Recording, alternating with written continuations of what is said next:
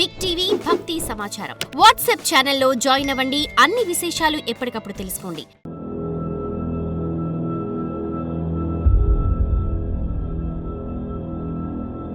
ఆదియోగి తన జ్ఞానాన్ని అంటే 112 విధానాలను ప్రసరింపజేసినప్పుడు తన వద్ద ఉన్న సప్త ఋషులకు దాన్ని 7 భాగాలుగా చేశారు. ఒక్కో భాగానికి 16 విధానాలు. వారిలో ఒక్కొక్కరు ఆత్మజ్ఞానాన్ని చేరుకునేందుకు 16 విధానాలను నేర్చుకున్నారు. సంప్రదాయంలో ఇది నేర్చుకోవడానికి వాళ్లకు 84 ఏళ్లు పట్టింది అంటారు. ఈ 84 ఏళ్లలో వాళ్లకాయన కేవలం గురువు మాత్రమే కాక మెల్లగా ఆయన వాళ్లకు సర్వస్వం అయ్యారు. వాళ్లు ఈ 16 విధానాలను నేర్చుకున్నప్పుడు ఆయన మీరెళ్ళి దీన్ని ప్రపంచానికి పంచాల్సిన సమయం వచ్చింది అన్నారు.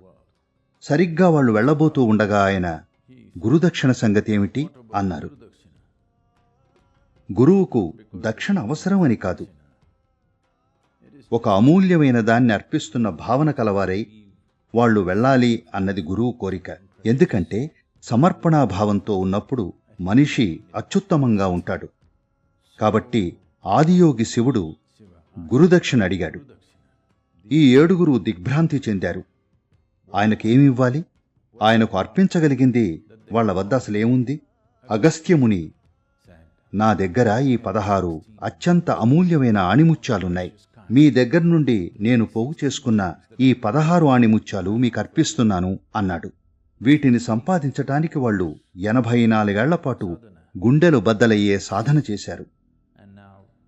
ఇప్పుడు ఆయన గురుదక్షిణ అడగ్గానే వాళ్లు వాటిని ఆయన పాదాల వద్ద పెట్టి ఖాళీగా నిల్చున్నారు. ఆదియోగి వెళ్లాల్సిన సమయం వచ్చింది అన్నారు. వాళ్లు వెళ్లారు. ఏమీ లేకుండానే వాళ్లు వెళ్లారు. ఆయన బోధనలోని అత్యంత గొప్ప అంశం ఇదే. ఖాళీగా వెళ్లారు కాబట్టి వాళ్లు ఆయనలా అయ్యారు.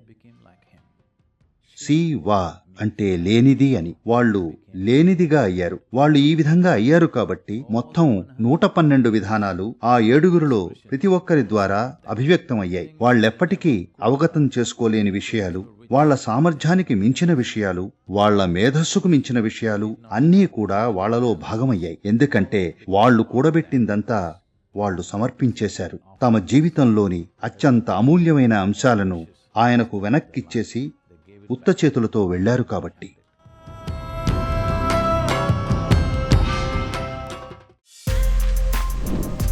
For more videos like this, subscribe Big TV channel.